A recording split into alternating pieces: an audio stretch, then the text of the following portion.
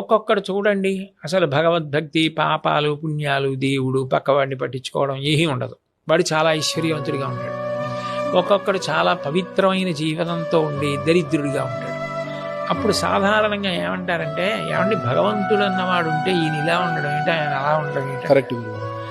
దీనికి జవాబు ఒక్కటే. సనాతన ధర్మంలో ప్రాణప్రదమైన సిద్ధాంతం ఏమిటంటే కర్మ సిద్ధాంతం.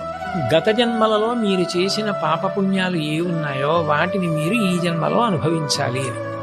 ఆయన గత జన్మలలో పుణ్యం చేశాడు, దాని ఫలితం ఇప్పుడు ఐశ్వర్యం అనుభవిస్తున్నాడు. ఇప్పుడు చేస్తున్నాడు పాపం, దీన్ని అనుభవిస్తున్నాడు. ఆయన గత జన్మలో పాపం ఇప్పుడు పూర్తి చేసేసుకుంటున్నాడు, అయినా ఇప్పుడు పవిత్ర జీవనం పొందున్నాడు. అందుకని దీని ఫలితం ఉత్తర జన్మల్లో పొందుతాడు.